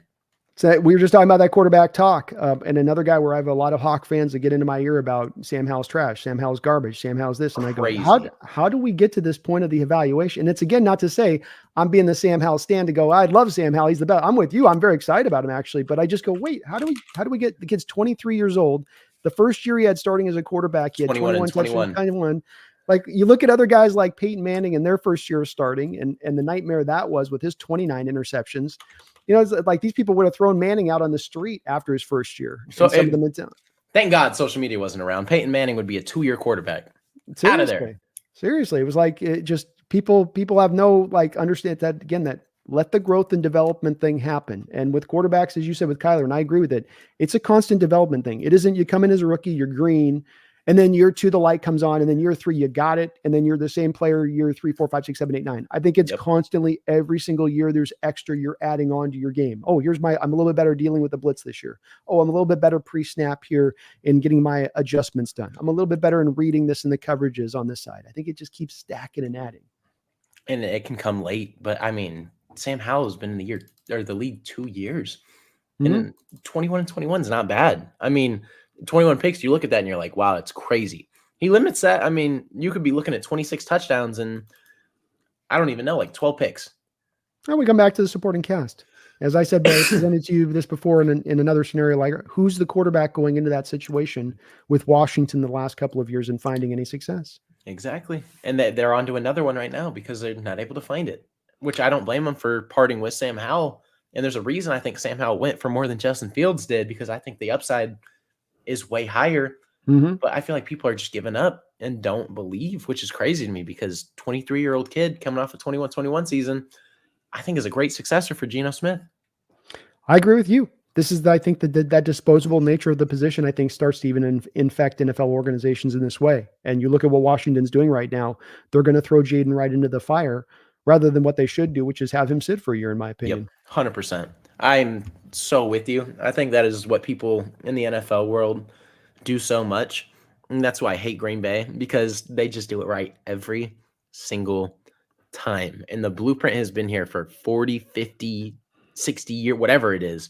Going back, this is their 4th quarterback they're going to hit on. Mm-hmm. Their 4th quarterback they're going to hit on. Generational. Third. So Bart Starr. Who came after Bart Starr? There was a lot of guys after. There was a lot of guys? Yeah. Okay, so this is their 3rd quarterback they're going to hit on for like 40 years. This is going to be like 40, 50, 60 years of success right here for 3 quarterbacks. And Brett Favre, Aaron Rodgers. To give you a little more point too, there were guys too they developed who also went on to be really good quarterbacks. in this league as well. Like, Matt Hasselbeck or Kurt Warner Yep. or Mark Brunell. I mean, all of these guys were there when Brett Favre was there, that they were just developing. Aaron Brooks, that they traded to the New Orleans Saints. Mm-hmm. So they had a lot of guys, to your point, that they were like, they have a system for developing and understanding of it. You're right about that. And they're doing it right. I think they do have one hole in their game, which that they don't seem to have an understanding of the right time when the time is to strike and go make that move. That's that aggressive move to take yourself over the top. They don't do it. I think that was missing in the Favre days, and I think that was missing in the Rodgers days. They always wanted to trust the internal aspect of what they did and just lean on that a little bit too much. I know they don't have the money to spend, but they had opportunities to trade for Randy Moss, for instance. Favre wanted them, and they passed. And that's because they wanted to trust their process. And I'd say to them, like, when you watch those Packer games a couple years where Favre or Rodgers was there at the end, and they got to the conference championship, and they got this close on a couple of those games, you just couldn't help I'd love to hear if you feel the same way, going in your mind and going, boy, you were just maybe one guy, one playmaker on the outside from getting over the top back to that Super Bowl. Exactly. That is what I'm saying. Like, I thought they would have bought in trade deadline, something just to put him over the hump, get someone outside of Devontae Adams, make your offense not as one-man versatility. I mean, they had the chance to pair somebody alongside him. Like, you really could have just went all in. Like, that was your team. That Packers team for years could have honestly won the Super Bowl. I think they had the best quarterback in football for like 6-7 years. Agreed. Aaron Rodgers is that guy. And they just failed to surround him with talent. Like, just, hey, listen, we're going to draft the guys. We're going to bring them in, and we're just going to stay here. I 100% agree. They needed to go out and make a move. That's where I say teams always got to know where they're at. And I tend to think teams are in 4 different states in the NFL, like water's in 3 different forms, So an NFL team, you're either in a complete rebuild, you're ascending, you're in between, or you're elite and you're contending. You're truly contending. And I mean, like, there's not 10 teams contending. I'm talking like, there's 6 teams a year that are truly contenders. And if you're in that contending state, I think it behooves you in this modern age to have to make that go for it deal, even if it's at the trade deadline, because it seems to be now that that's a bit of the price of doing business. When you look at recent Super Bowl winners and some of those trade deadline deals they make to kind of get himself over the top. Do you see it the same way? I see it the exact same way. If your Cardinals are, because they pushed the trade deadline back this year. So if your Cardinals are 7-2 come the trade deadline, going through the rough part of that opening schedule, would you be in favor of them making a big time move this year? It just depends where it is. Like, if we need like an edge and we're sitting here 7-2 and you're like, you know what, we desperately need help here, and there's a splash move ready to be made, I wouldn't be against it. So a future first round pick for a Byron Burns type at the trade deadline. I think you got to consider it for sure, depending on what Burns does. Not considering, and just not where Burns has been. Just knowing where we know now. Knowing where we know Burns. No sitting on the fence on this one. You're the GM on this. I got him on the line. GM. It's going to take a first. They want a yes or no right now. Man, that contract is kind of ugly, though. But, I think I can buy myself into that. I really think I could. You need to pair somebody else with Ojulari. I think not necessarily a guy. And Darius may be able to give you some of those snaps, but I think having 3 guys mixed through there isn't the worst way. Better rotation. And I think that's more of what we got to think about in the NFL anyway. Now with the 17-game season, 2 Thursday night games, it's more a little bit about that depth and not just about the frontline guys at the top of the pop here. I think I could buy into that. That's 7, 8 sacks, 9 sacks, 10 sacks coming off the edge on the other side. I think I could buy into that. On your 7-2 to open up that season with that schedule, and that's the toughest part of the schedule you've gone through. I certainly would probably be in favor too of it as well if I was a Cardinal fan. Is hey, it's going downhill from here as far as the schedule is considered after this. Right. So let's go ahead and buy in now. And make sure we're playing competitive football in the back end. Yeah. Why not draw back in on that? Is there anything else about this team we should be aware of, kind of with what's going on with them or whatnot, and maybe some of the average fan isn't aware of with this kind of outside of what we spoke about today? I think just kind of what I said earlier, just a lot of bootlegs. I am expecting Kyler Murray to take a leap this year because he is coming off an ACL, playing under center for the first time last year, getting a full training camp, which he didn't have to learn a system, kind of study the playbook, but live game reps matter more than anything. And he finally got those in the last 8 games. And he kind of put it together. But I think with the full training camp, he's going to be able to do that. And I feel like we are going to be super reliant on the run with a lot of 2 tight end sets. I think the defense is what concerns me the most, but I think Budda Baker is going to take a massive step in what he did last year, because it didn't look great for Budda Baker, but he's a run support safety who was able to cover here and there. But I mean, our secondary was trash. So it's hard to be a run support safety guy who comes up and is able to cover up all these holes on your defense when there's holes everywhere. Like, you can pass all over us. So I think Budda Baker is going to finally revert back to Budda Baker just because of what we have on defense. And I think we're going to be a lot better just overall. And I am expecting like 7 to 8 wins. I could see it. I certainly could see it with your team. And we didn't talk about all the guys, but there were some even guys in that draft that I did. I think Elijah Jones will be a solid corner for you at the very least. I think Darian Taylor Demerson was one of the guys I liked as a safety in this class a lot. He's going to help you guys out back there. I don't know if he takes over this year, if he'd be a Thompson guy that he takes over for. But that's going to be a guy I think long-term that'll be a good player for you guys and helping that defense out. And we didn't talk about Tip Ryman, but I think even though you talked about him as a blocker, I'll tell you, man, I think there's a history here. You talked about Kittle, and we've got a little bit of this in Seattle with the tight end we took in AJ Barner, of these guys that can go out and in college, they're just blockers basically in how they're used and they're barely targeted. And then you get into the NFL and you're like, wait, these guys actually have this skill set to offer. They actually can catch the ball and go out and run routes and stuff. They just weren't either. They didn't have good back play or like Illinois. I mean, I don't know if you watched the tape there, but that quarterback was awful. He was terrible. And a lot of scouts, like, he doesn't have the ability to do it. I mean, maybe he wasn't given the opportunity because the quarterback play was abysmal. Like with the NFL quarterback and Kyler Murray, maybe he's able to put it together.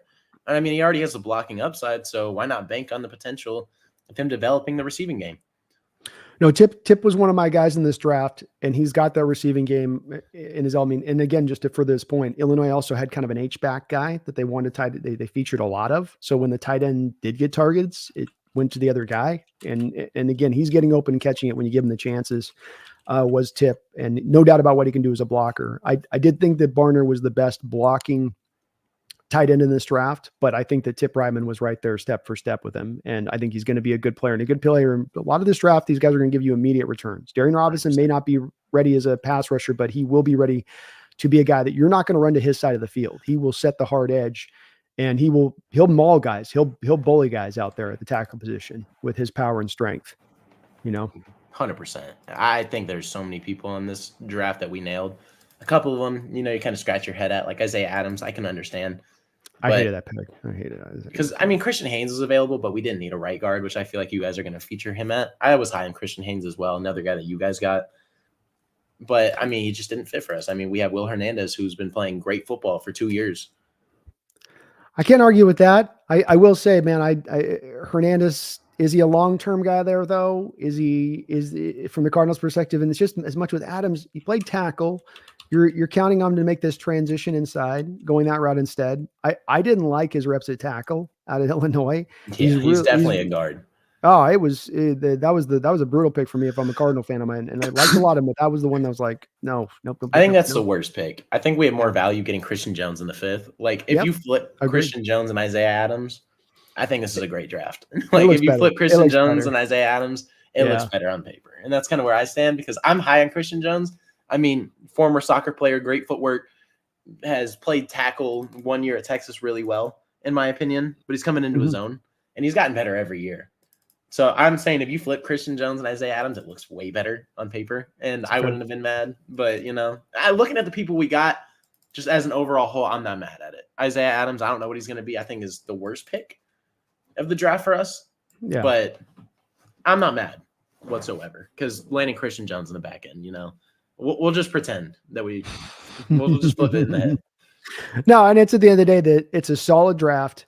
You guys did good in the trade back last year to get the extra assets in for this draft to get it set up. I mean, that's part of this. And so it's certainly not a draft where you guys swung and missed, and that you want to make sure that this is how I look at our draft a little bit, get the draft right, especially at the top, make sure that you're hitting on the right value points at that spot. And Marvin Harrison Jr. and then, Robinson's the first 2 picks is a 1-2 combo. That's a hell of a 1-2 combo. Those guys are going to help you immediately and in the long term. And like you said, Darius, he may end up developing into a guy that becomes more of a monster inside the 3-tech than we got a chance to see out of Missouri, where he really was played so highly of a majority of the time on the edge. Yeah, I love the Darius Robinson pick. Love. I think the first round was nailed by us. Yeah, You guys knocked it out of the park with that one. And Paris Johnson was a good one last year. He's coming along, working with Whitworth out there. So put in that work with Andre Whitworth, former legend, and he's going to, I think, continue to be a good one for you. You guys got still Humphreys there? Did he? We cut him. You cut him. Why'd you cut Humphreys? It was just salary return, and Okay. he had a torn ACL as well, so he's not able to play for like the first 6, 7, 8 weeks, whatever it is. That makes sense. That tracks. I mean, if DJ Humphreys is able to go sign with a contender, I feel like he could be solid, but just a lot of holding calls in the back end too. Just not for that money. But if he does come back to Arizona, I wouldn't be surprised. Just for depth, have around as a locker room guy. Wouldn't be mad at that. No, could make some sense. And the torn ACL though, is he going to come back as solid off that? It's going to take him a year to kind of. Everyone thinks about him coming back fast with the medical science now, but it does tend to seem like it takes that extra year to kind of get yourself back to 100%. That weight, it might not even be worth it to come back and throw yourself back into the fire. It might make sense to come back, be fully healthy. Don't even risk it. Yeah. You hear those stories about those guys coming back fast and they're draining the fluid out of their knees to keep them out there. It's like, just give it the extra year. 6 months that it needs. Yeah. I know it's millions of dollars, but better for the long term to let it lie.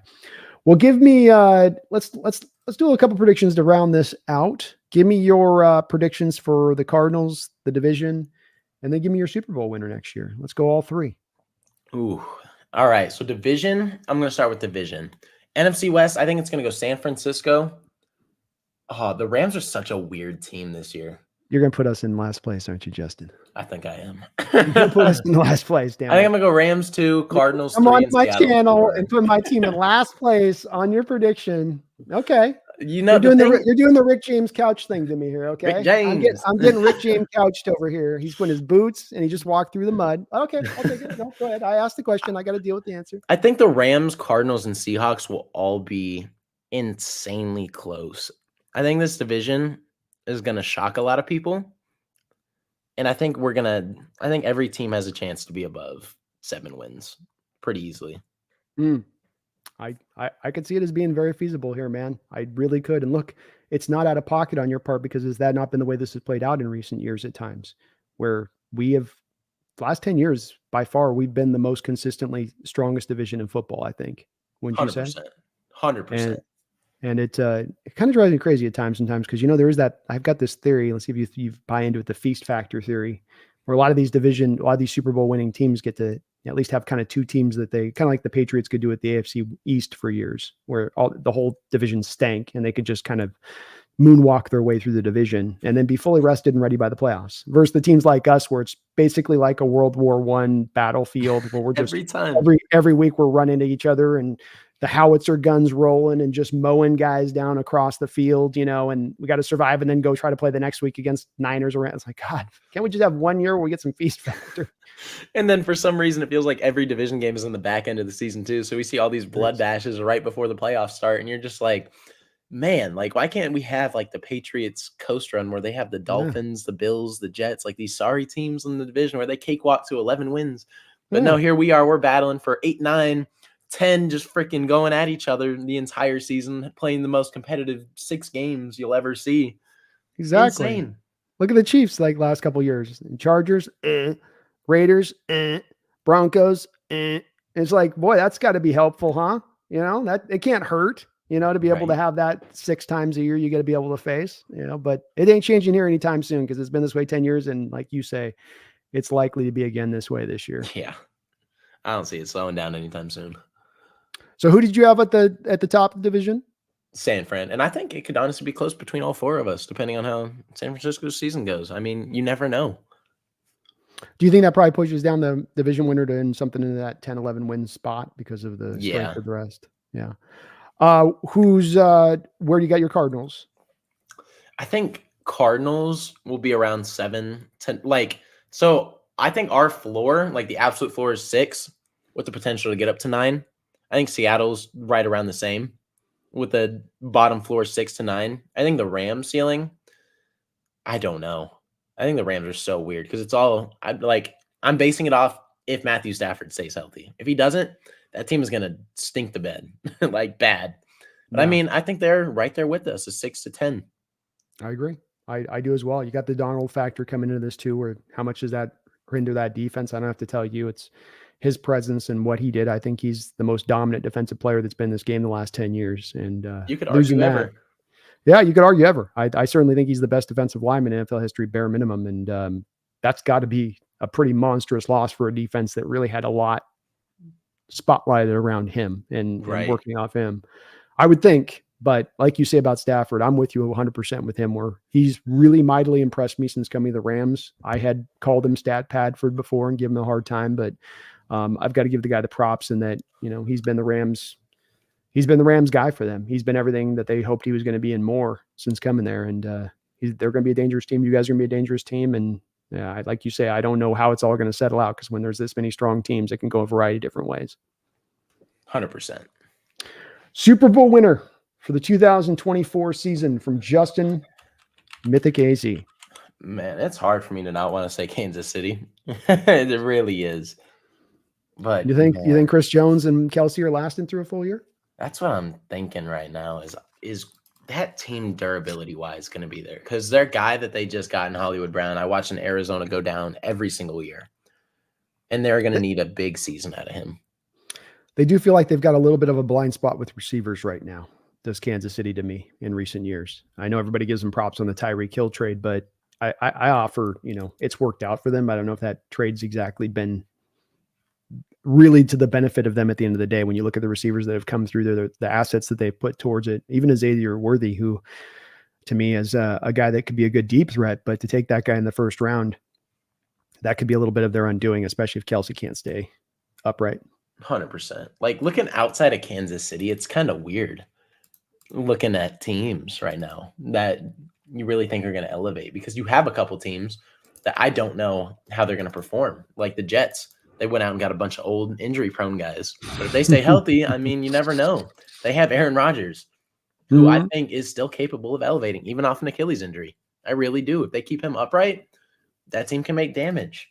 Philadelphia, they might be able to fall off too. They might be really good. You never know. But I mean, Ravens, they're always there, but they just can't get over the hump. Buffalo has been very close to dethroning Patrick Mahomes in the playoffs, but Mahomes is rallying them back from 21-27 down, 13 seconds. Like, is this the year Buffalo does it? Possibly. It's possible. Then they have the thing, they lost Diggs though at the same time. So you go, and they've lost some parts out of that defense in recent years. And the defense isn't the same. It's not the same. So it's a little bit of a tough one on that one. What about Green Bay? Green Bay is so interesting. What Jordan Love was able to do in that back end of the season is incredible. And that was the team I was looking at, is Detroit and Green Bay. I think that is like a potential NFC championship game right there. I really do. I agree with you, man. I think that those are two teams that stand out to me as well. And I think Green Bay would be in the youngest roster in the NFL last year, and they beat the pants off the Cowboys and then took the Niners right there to the brink. I think that that's a team that's going to be very dangerous, and they'd be the team I'd say is the number one contender for the number one seed in the NFC would be the Packers for me. Yeah, Packers and Detroit are right there. Yeah, honestly, I could see the Packers making the Super Bowl. I could see a Packers Bills Chiefs Super Bowl. I could too. Absolutely could too. They've really hit on some moves, and they've got young guys that even now, if they further develop, like some of those receivers and tight ends they've taken, they get even that much more tougher to deal with and dangerous. And so, Packers are coming back, man. I was hoping we're going to get a nice dark age for the Packers, but I guess it just not. Won't happen for whatever reason, man. Go away. It's just, they won't. And they spend money this offseason, man. They actually opened up. They went to the pocketbooks. Those fans own that team, and they said, "Hey, give us some money, you guys." Fans were like, "Okay, you're going to sign somebody?" They're like, "Yeah, we are this year." So it might work for them. Well, folks, do me a favor if you could for me on this one. Hit this like button, but then beyond hitting the like button on this particular channel, I've got down the description link section below of this video a link to Mythic AZ's channel. So do what we do here at the Hawks Nest and show him the love. We'll be having Justin back here.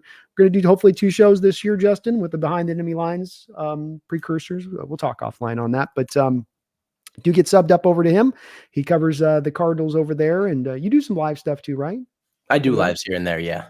Okay, perfect. Well, keep an eye on always keep an eye on what the enemy's up to, and as Justin has so finely laid out over the course of this show today, the Cardinals are doing some smart things. They're having good drafts. They're not spending bad money. They're getting out the stuff that isn't working. They're correcting mistakes. They've got a new coaching staff. They've got a new front office.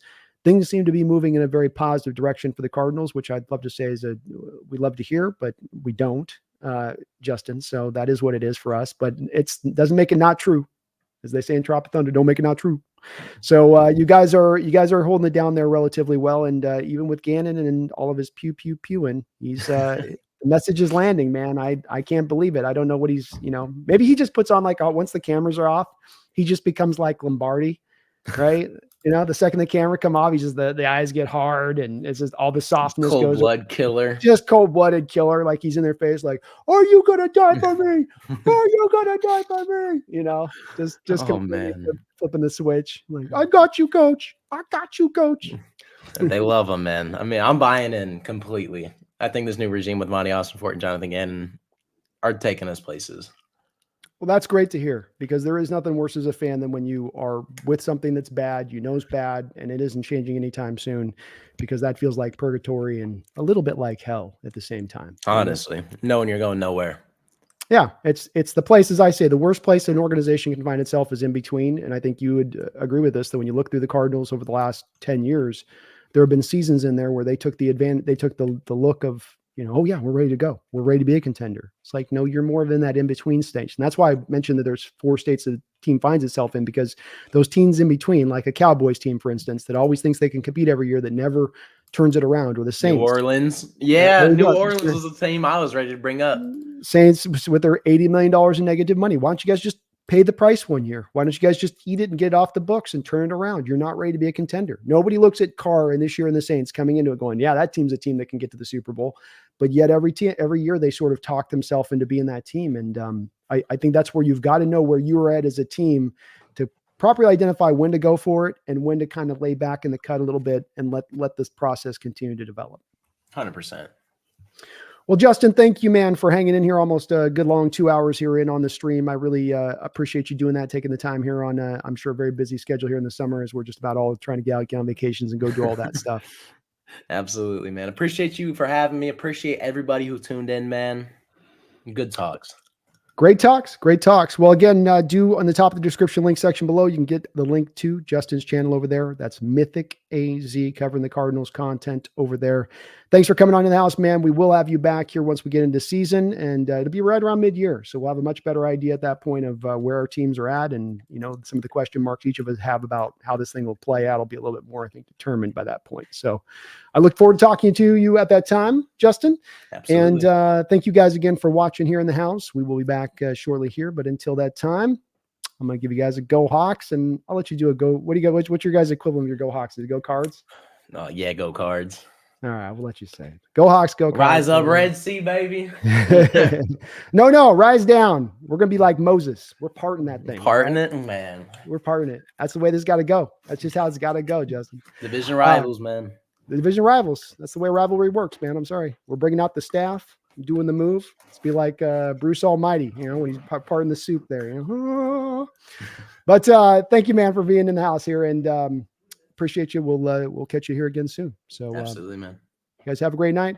Appreciate you watching, and don't forget, go Hawks.